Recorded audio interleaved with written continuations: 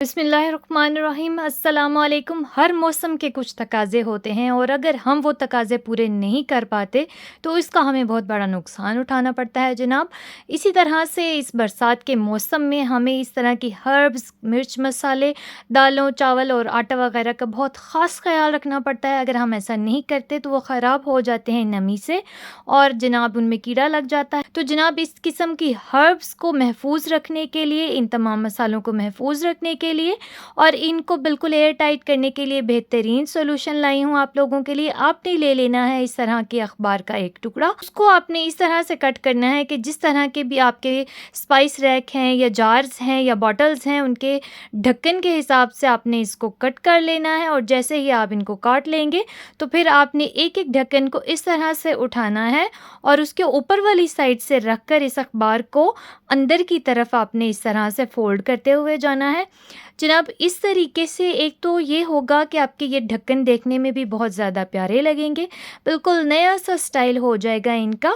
और दूसरा जो सबसे बड़ा फ़ायदा होगा आपका, जो आप लोगों के पैसे बचाएगा, वो ये होगा कि अखबार इस बॉटल के अंदर नमी बिल्कुल नहीं पैदा होने देगी। जो नमी होगी उसको भी ये एब्जॉर्ब कर लेगी और जनाब इस तरह से आपकी ये चीज़ें, ये मिर्च मसाले वगैरह ख़राब होने से बिल्कुल महफूज रहेंगे। तो मौसम चाहे कोई भी हो, बरसात का हो, गर्मी का हो, सर्दी का हो, तो आपने ये वाला तरीका ज़रूर अपना लेना है जनाब। इस तरीके से इंशाल्लाह आपको हज़ारों रुपए की बचत होगी। जब आपके मसाले और इस किस्म की चीज़ें बच जाएंगे तो फिर ज़ाहिरी सी बात है आपके पैसों की बचत तो होगी ना, क्योंकि अगर महीने में आप 2 बार लाएं तो उससे कई गुना बेहतर ये तरीका है कि आप थोड़ी सी एहतियात और समझदारी दिखाएं और इन मसालों को बिल्कुल महफूज कर लें और बरसात और नमी वाले मौसम से इनको बचा लीजिए। तो जनाब ये वाली टिप आप ज़रूर ट्राई कीजिएगा और मुझे कमेंट्स में बताइएगा कि कैसी लगी। जनाब मेरी अगली टिप भी आप लोगों को बहुत सुपर लगेगी। इस तरह से अचार के बॉक्सेस होते हैं, डब्बे होते हैं जिनके अंदर अचार आता है और वो इस्तेमाल करने के बाद हम इस डब्बे को बेशक जितनी मर्ज़ी धो लें, इसके अंदर से अचार की स्मेल आना बिल्कुल भी नहीं जाती। तो इसका हम रीयूज़ नहीं कर सकते क्योंकि इसके अंदर जो भी चीज़ डालेंगे उसमें से अचार की खुशबू आती रहेगी। तो आप लोगों ने ले लेना है अखबार का एक छोटा सा टुकड़ा, उसको आपने इस बॉक्स के अंदर डाल देना है। थोड़ा सा पानी डाल दीजिएगा और उसके बाद आपने 2 से 3 चम्मच इसके अंदर सफ़ेद सिरका के डाल देने हैं और आपने इसका ढक्कन कर देना है बंद। इसको थोड़ा सा शेक करने के बाद आप इसको रख दीजिएगा तकरीबन 1 से 2 घंटे के लिए, फिर इसको इस्तेमाल कीजिएगा। बॉटल बिल्कुल साफ़ हो जाएगी, इसके अंदर से स्मेल चली जाएगी, आप इसके अंदर कोई भी चीज़ आराम से भर सकते हैं। जनाब मेरी ये वाली टिप आप लोगों को बहुत ज़्यादा पसंद आएगी। जनाब जब बड़े टूथब्रश कर रहे होते हैं ना तो फिर वो इस तरह से करते हैं कि बिल्कुल थोड़ा सा निकाल लेते हैं पेस्ट को, लेकिन जब बच्चे यूज़ करते हैं तो वो फिर कुछ इस तरह की सिचुएशन होती है कि टूथब्रश पूरा का पूरा भर जाता है और जो टूथपेस्ट हमने महीना चलाना होता है ना वो सिर्फ 15 दिन में ही ख़त्म हो जाता है। तो आपने ये काम करना है, आपने इस टूथपेस्ट का ढक्कन खोलना है। एक तो इसका फ्लिप होता है, फ्लिप को छोड़ के आपने ढक्कन खोलना है।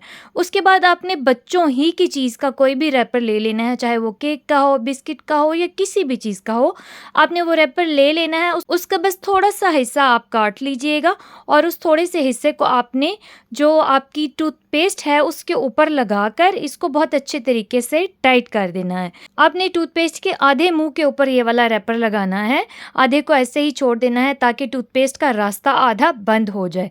ये देखिए मैं आपको दिखाने की कोशिश कर रही हूँ कि आधा रास्ता इस टूथपेस्ट का बंद हो चुका है। फिर बच्चे इसके ऊपर चाहे जितना मर्जी ज़ोर लगाएं, ये बिल्कुल मुनासिब सी मिकदार में टूथपेस्ट बाहर आएगी और फिर बच्चे इस चीज़ को सीख भी लेंगे कि इसको बहुत कम मिकदार में इस्तेमाल किया जाना चाहिए।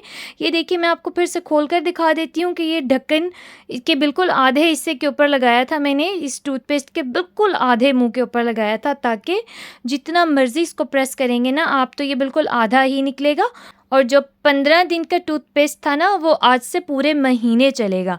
लेकिन आजमाइश शर्त है, ट्राई ज़रूर कीजिएगा। जनाब आज की बहुत सुपर और बहुत प्यारी टिप आप लोगों के साथ शेयर करने लगी हूँ। जनाब लहसुन छोटा हो साइज़ का या बड़ा हो, इसको छीलना बहुत ज़्यादा मुश्किल काम लगता है क्योंकि इसको छीलने के लिए बहुत ज़्यादा टाइम चाहिए होता है और टाइम के साथ साथ ये हाथों से स्मेल का बायस भी बनता है। तो ये बहुत ज़्यादा मुश्किल काम होता है ख़वातीन के लिए। अपने लहसुन के तमाम जवे जवे अलग कर लीजिएगा और इसके एक्स्ट्रा छिलके उड़ा दीजिएगा। और उसके बाद आपने जो इसकी कलियाँ या जवे अलग किए हैं उनके ऊपर सरसों का तेल डाल देना है। आपने सिर्फ 1 चम्मच डालना है इसके ऊपर। आपने 1 चम्मच ऑयल डालने के बाद आप इसको अच्छे तरीके से मिक्स कर लीजिएगा। मिक्स करने का ये मतलब है कि तमाम ऑयल इस लहसुन के ऊपर लग जाए। उसके बाद आपने लहसुन को तेज़ धूप के अंदर रख देना है। जनाब, जिस किस्म की आजकल धूप चल रही है वो तो 10-15 मिनट भी बहुत ज़्यादा हैं, तो बस 15 से 20 मिनट काफ़ी होंगे इसको सॉफ्ट करने के लिए, इसके छिलके को। अगर आपके घर में धूप नहीं लगती तो आप इसको माइक्रोवेव भी कर सकते हैं 5 मिनट के लिए। ये देखिए जनाब, पूरे 20 मिनट के बाद लहसुन की सिचुएशन कुछ ऐसी है कि तमाम ऑयल इसके अंदर एब्जॉर्ब हो चुका है, बिल्कुल ड्राई हो चुका है और छिलके इसके सॉफ्ट हो चुके हैं, हालांकि इसके छिलके बहुत सख्त होते हैं। अब आपने ले लेना है जनाब आटे का एक थैला, जो हर घर के अंदर आता है, खाली थैला लेना है आपने। अच्छा, इस खाली थैले को आपने खोल लेना है और ये तमाम का तमाम लहसुन आपने इस थैले के अंदर ट्रांसफ़र कर देना है। आटे वाले थैले के अंदर ऑलरेडी थोड़ा बहुत आटा तो मौजूद होता है, तो उसको आपने रहने देना है, ठीक है। उसके अंदर बस आपने ये लहसुन डालना है और एक प्लेट ले लेनी है। उसके साथ आपने इसको अच्छे तरीके से रगड़ना है और टैप टैप भी करना है। इसके साथ आपने लहसुन को थोड़ा ज़्यादा ज़ोर के साथ रगड़ना है, क्योंकि ये मोटा वाला लहसुन है तो इसका छिलका भी ज़रा ज़्यादा सख्त होता है। और जनाब, आपकी सिर्फ 5 से 7 मिनट की ये वाली मेहनत इस तरह से रंग लाएगी कि आप ढेर और ढेर लहसुन छील लेंगे। ना तो आपके हाथ गंदे होंगे, ना उनके साथ से स्मेल आएगी, बल्कि देख लीजिए आपको तो लहसुन को हाथ लगाना भी नहीं पड़ेगा।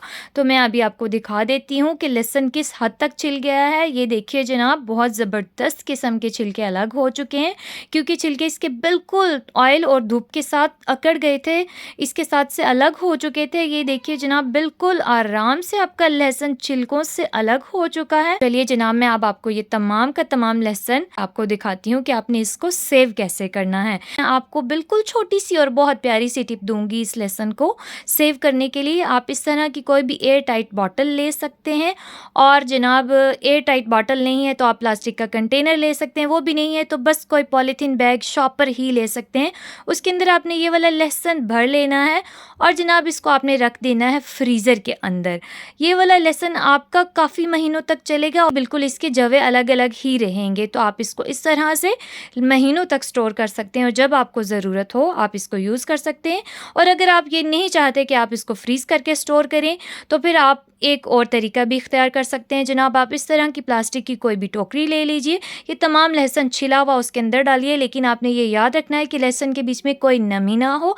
आप इस लहसुन को फ्रिज के नीचे वाले खाने में रख कर 15 से 20 दिन तक स्टोर कर सकते हैं जनाब। ये तमाम कमाल इस टोकरी का होगा, जिसके बीच में से छोटे छोटे सुराख हैं, इनके अंदर से हवा क्रॉस करेगी और लहसुन ठंडा रहेगा और इसका टेम्परेचर नॉर्मल रहेगा जब तक, तो ये बिल्कुल भी ख़राब नहीं होगा। होपफुली आपको ये वाली टिप्स अच्छी लगी होंगी, ट्राई ज़रूर कीजिएगा। अल्लाह हाफिज़।